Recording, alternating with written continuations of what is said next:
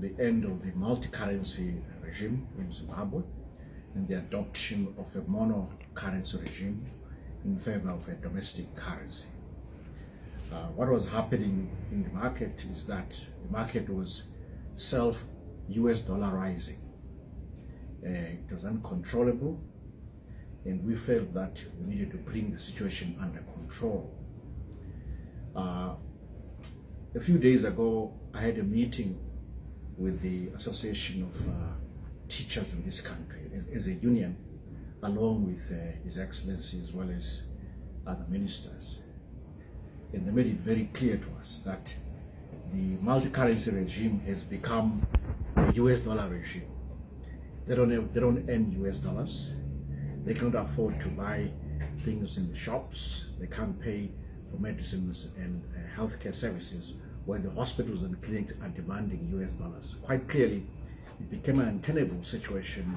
It became necessary for government to move a lot faster and introduce a mono-currency regime with a domestic currency.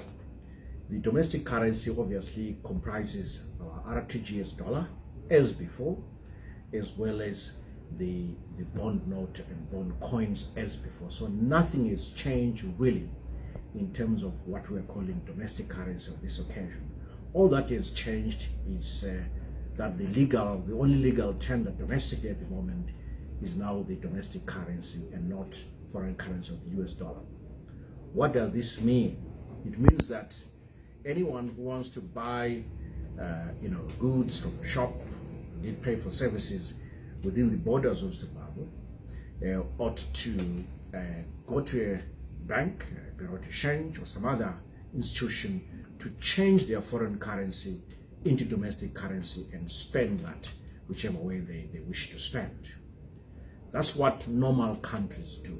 That's what all countries do. If you go to South Africa, you cannot buy in US dollars in the shops. You go to Zambia, you cannot buy in US dollars in the shops. You go to Mozambique, the same, and the story goes on. So Zimbabwe is joining the nations of the world in this regard by having a domestic currency for domestic transactions. I must hasten to say that those who are going to be paying for airline services in the form of air tickets will still be allowed to pay in foreign currency or in the currency in which the airline wishes you to pay, because we are treating that as a foreign payment. Equally, those who are importing luxury goods, especially cars, as before, nothing has changed, because in a sense it's a foreign payment. You're bringing a good into the country. It cannot come in without that payment in the form of import duty. Once again, you pay in the currency in which it was acquired or in foreign currency. So nothing changes in this regard. You know, the march towards full currency reform is part of our transitional stabilization program, which was our blueprint reform agenda. This move is really beginning to restore full monetary policy, and will give our central bank, the Reserve Bank of Zimbabwe, flexibility in conducting monetary policy. You should expect a package or a raft of measures to come out of the central bank going forward, all designed to support the value of the currency. Now we can afford to have an interest rate policy going forward, where interest rates can fluctuate up and down, unlike in the past. We can also expect the creation of a monetary policy committee to as a part of the micro institutions that go towards stabilizing the value of our currency.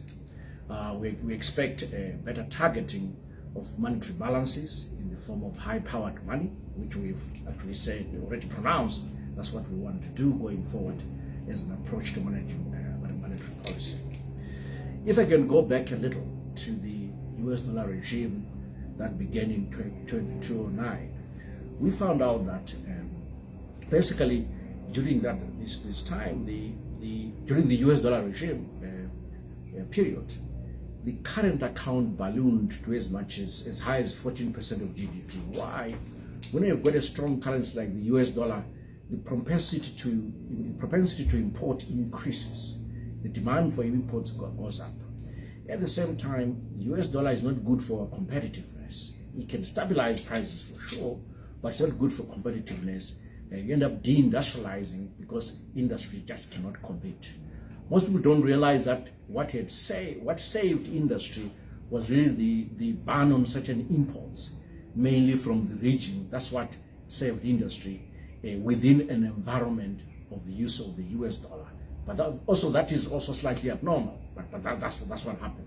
So this move in adopting a formal domestic currency as the sole legal tender within our borders, it gets Zimbabwe closer to normalcy, if not restoration of normalcy.